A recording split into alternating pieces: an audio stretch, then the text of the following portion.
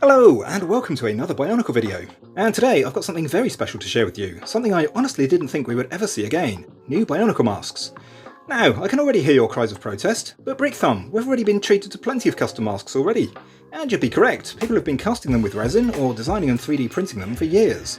But this, my friends, is different, for these masks are made from actual plastic, mass-produced using solid moulds in an injection moulding machine, just like the official LEGO Kanohi of old. Yes, this is not a drill, the future of mask collecting has arrived. Now, first things first, I should probably take the opportunity to get the whole #NotSponsored stuff out of the way. I've bought this little bundle with my own money, without any real interaction with the creator, who I'll tell you about shortly, but I was so impressed that I had to share them with you, and I'll be going back for more as soon as I've finished here. So, without further ado, let's get started. First up, the Howl. I'm sure you're all familiar with this mask, it's easily the most iconic design in the franchise, and it already comes in a bunch of different colours. But what if I told you it's now available in Turaga colours, like lime green or orange? Yes, no longer do you have to wonder what the wise elders would look like if they had Tahu's mask instead of their own. Both colours are a near perfect match for the originals, in fact the green is basically indistinguishable. There's even a blue one for Nakama, although that was sadly sold out when I placed my order. And even if you don't want them on your figures, they look right at home among your other misprints. Just stick them on your display and pretend they're lost relics from some alternate universe, because nobody's going to know the difference. But before we get into the other colours, let's spend a moment longer on the subject of accuracy, because the moulds themselves are damn near flawless. They appear to have been copied from genuine pieces, meaning the proportions are correct and all the little details are present, both front and back. The only noticeable omission is the LEGO copyright, which has been neatly stripped away for obvious reasons. I was super pleased to find just how accurate they were, because with so many people speculating that the original moulds have been lost or destroyed, it really does seem like this is as close as we're ever going to get to new official pieces. Anyway, let's get back on track. Next up we have trans colours. Clear plastic is traditionally a gimmick reserved for Galley's Cow, but now Tahu's Howl comes in trans black, neon green and neon orange. That neon orange one is especially impactful when you consider that Liwa already has an official trans Miru, which is supposed to represent the mask with its powers activated. And now Tahu can power up too. Heck, why not give them both a How to wear? But that's not all. How about a Metru blue one?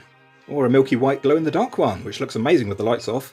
There are actually two different glow-in-the-dark ones, this one and then a pale blue one as well. There's even a pearl bright gold one, which goes great with the other pearl gold pieces. It's a lot brighter than the shade of gold used for the official 2002 gold Kanohi, so if you're not a fan of those, this makes an excellent alternative.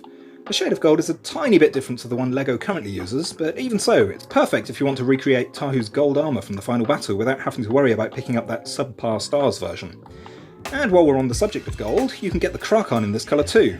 Just let that sink in for a moment. One of the rarest mask variants out there, and now you can own a near identical copy for the ridiculous price of $2.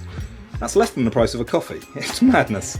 And that's not all. To go with the Krakan, the creator of these masks will soon be releasing the Ignika, the Avoki and the Vahi.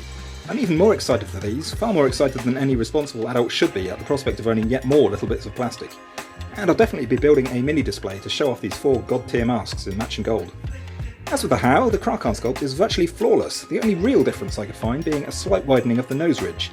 And with so many variants of this mask already, one more hardly seems to matter, especially since it provides collectors with a reliable way of telling them apart, which means you can dodge any scammers trying to sell you a repro for full price. The Mask of Shadows is available in all the same colours as the Howl, which means that for the first time ever we have some trans clear Krakans to play with. I picked up the trans neon orange and trans black ones, which I'll be displaying on my recreation of the prototype movie Makuta. If I can ever decide which one I prefer, that is. Maybe the neon orange? And for the die-hard collectors, the Krakan is also available in gunmetal grey, meant to evoke that impossibly rare test shot version of the mask. I didn't grab one in time for this video, but if you want to fill that particular gap in your collection without forking out literally thousands of dollars, now's your chance. So, we've seen the Howl, and we've seen the Krakan, and that kind of brings me to address the elephant in the room. These two masks are currently the only ones available, but as I mentioned earlier, the creator, a guy called Zion Tyro, is also working on his own versions of 6 more masks. The Ignika, the Vahi, the movie Krakan, and 2 versions of the Avoki. He's also got a poll for a 6th mask, which looks like it might end up being the Great Huna. I'm hoping he'll do some of the other Gen 1 masks too, especially the Miru. Who wouldn't want a Miru in a bunch of colours? Anyway, check out his Instagram, where you'll find all the details, and head to his shop if you want to stock up. Honestly, you'd be crazy not to.